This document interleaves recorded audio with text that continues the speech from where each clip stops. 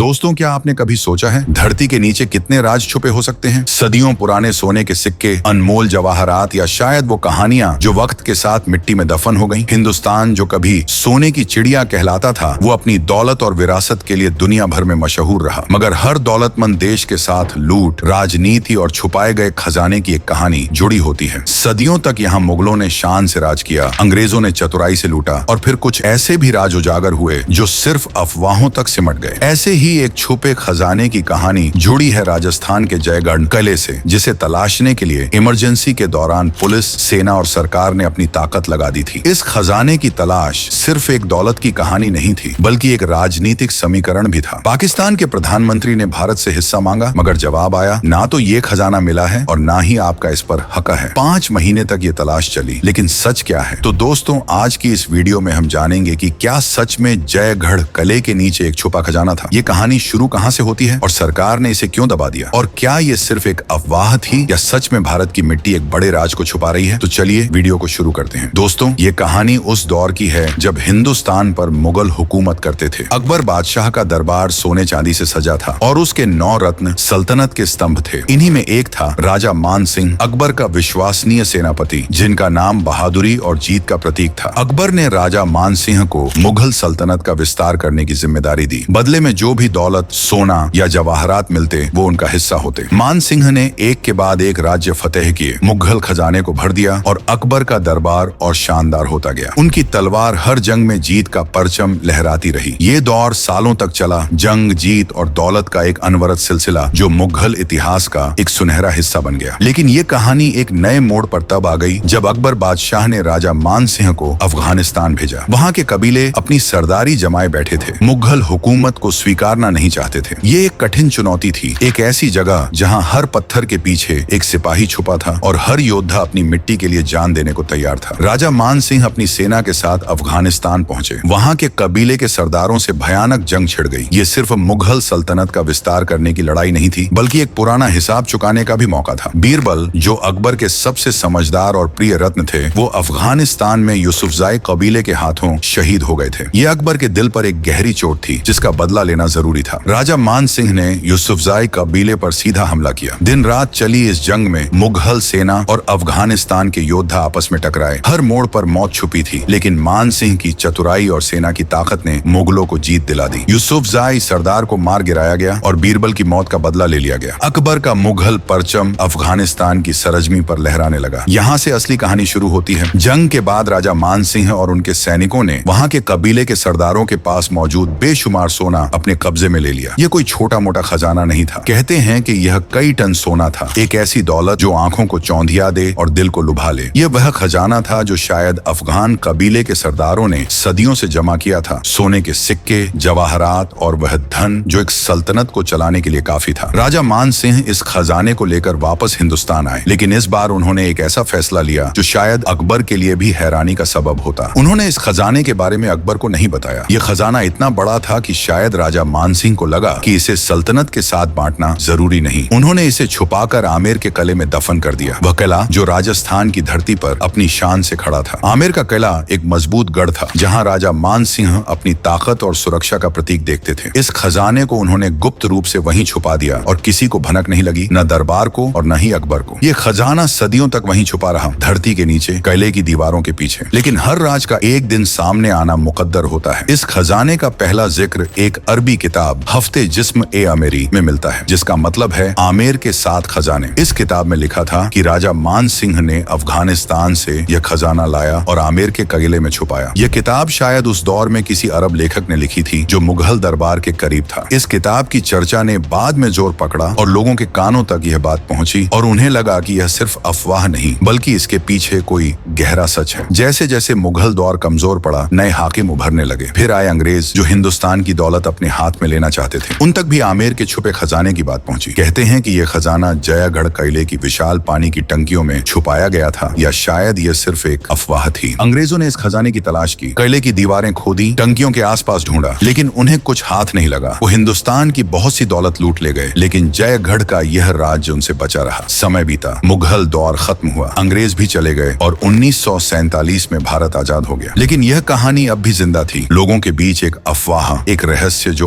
आज तक सुलझाया नहीं गया। 25 जून 1975 इंदिरा गांधी ने देश में इमरजेंसी लगा दी। उनका चुनाव अवैध घोषित हुआ, लेकिन इस्तीफा देने के बजाय उन्होंने पूरे देश पर अपनी ताकत थोप दी। मीडिया सेंसर्ड हो गया, नेता जेलों में डाल दिए गए और जनता के अधिकार छीन लिए गए। यह हिंदुस्तान के इतिहास का एक अंधेरा दौर था। 1971 की बांग्लादेश जीत इंदिरा गांधी के लिए एक बड़ी सफलता थी, लेकिन देश के अंदर हालात बिगड़ रहे थे। बेरोजगारी, महंगाई और भुखमरी ने लोगों का गुस्सा भड़का दिया। जेपी आंदोलन इंदिरा के विरोध में उठा, जिसे दबाने के लिए उन्होंने सीबीआई और इनकम टैक्स जैसे विभागों का इस्तेमाल किया। जो भी सरकार के खिलाफ था, उसकी आवाज दबा दी गई। इस दौर में जयपुर के शाही परिवार भी सरकार की नजर में आए और एक नए रहस्य का पर्दा उठने वाला था। महारानी गायत्री देवी और इंदिरा गांधी के बीच पुरानी रंजिश थी। गायत्री देवी ने लोकसभा चुनाव में 3 बार कांग्रेस को हराया था, जिसमें पहली बार इतनी बड़ी जीत हासिल की कि दुनिया भर में रिकॉर्ड बन गया। इंदिरा गांधी उन्हें पसंद नहीं करती थी और दोनों के बीच यह विरोध लोकसभा तक गूंजता रहा। इमरजेंसी के 1 साल बाद इंदिरा गांधी तक एक पुरानी अरबी किताब हाफ्ते जिस्मी अमेरी की बात पहुंची, जो जयगढ़ किले के छुपे खजाने का जिक्र करती थी। संजय गांधी, जो उस वक्त सरकार के बड़े फैसले ले रहे थे, उन्होंने इंदिरा को सलाह दी, अगर ये खजाना है तो इसे ढूंढना होगा। ये सरकार के लिए एक बड़ा मौका हो सकता था। 10 जून 1976 के दिन इंदिरा गांधी ने इनकम टैक्स डिपार्टमेंट की एक टीम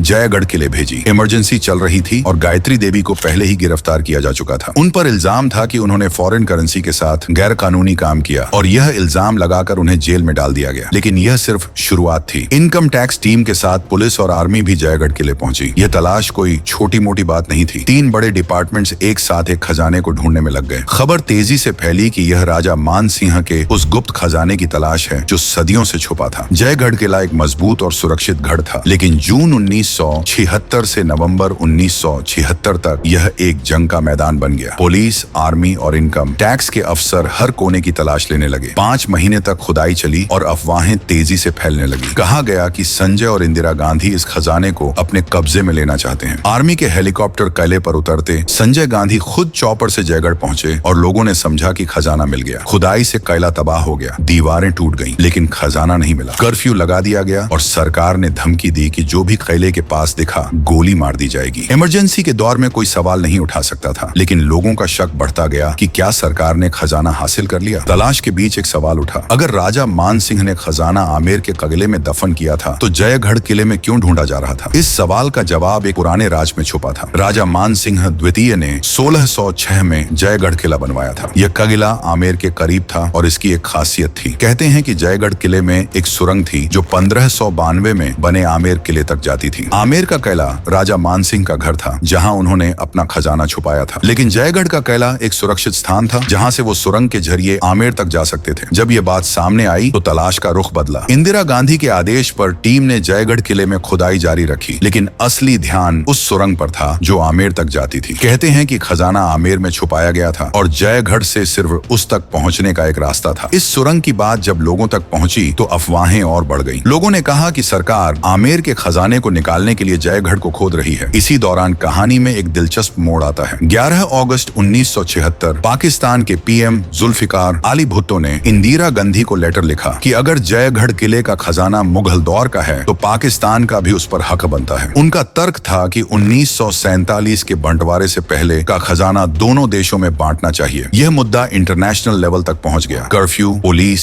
सेना और सरकार की तलाश के जुनून ने इसे एक बड़ा रहस्य बना दिया। इंदिरा गांधी ने पहले भुट्टो को जवाब नहीं दिया और तलाश जारी रखी। नवंबर 1976 में इंदिरा ने तलाश रोक दी और ऐलान किया, जयगढ़ किले में कोई खजाना नहीं मिला, सिर्फ 230 किलो चांदी और कुछ सामान हाथ लगा। फिर उन्होंने भुट्टो को जवाब दिया कि आपका इस खजाने पर कोई हक नहीं और वैसे भी कोई खजाना मिला ही नहीं। लेकिन सवाल यह है, क्या सच में कुछ नहीं मिला या यह एक सरकारी राज बन गया? इंदिरा गांधी के इस ऐलान के बाद भी लोगों का यकीन नहीं हुआ। इसकी कई वजहें थी। जिस दिन तलाश रोकी गई उसके अगले दिन दिल्ली जयपुर हाईवे को पूरी तरह बंद कर दिया गया। आम लोगों के लिए रास्ता रोक दिया गया और सिर्फ सेना के ट्रक ही चल रहे थे जयपुर से दिल्ली की तरफ। यह देखकर अफवाह फैली कि खजाना मिल गया है और इसे 50-60 ट्रक में भरकर दिल्ली ले जाया गया, जहां से 2 प्लेन के जरिए स्विट्जरलैंड भेज दिया गया। ये कहानी इतनी तेजी से फैली कि लोगों ने मान लिया कि सरकार ने खजाना छुपा लिया, लेकिन इसके कोई ठोस सबूत नहीं मिले। दूसरी तरफ कुछ लोगों का कहना था कि ट्रक खाली थे, खजाना मिला ही नहीं। लेकिन फिर सवाल यह था कि दिल्ली जयपुर हाईवे क्यों बंद किया गया? सरकार ने इसका कोई जवाब नहीं दिया और यह आज तक एक राज बना हुआ है। एक और तर्क सामने आया कि शायद राजा जय सिंह द्वितीय ने यह खजाना पहले ही ढूंढ लिया था और जयपुर शहर को बसाने में इस्तेमाल किया। गया। कहते हैं कि जयपुर की शान, उसके महल और लोगों की खुशी के पीछे शायद यही खजाना था, लेकिन यह भी सिर्फ एक अनुमान है जिसका कोई पक्का सबूत नहीं। जयगढ़ किला उस तलाश से पहले 28 फरवरी 1976 को राष्ट्रीय स्मारक घोषित किया गया था। जयपुर के शाही परिवार ने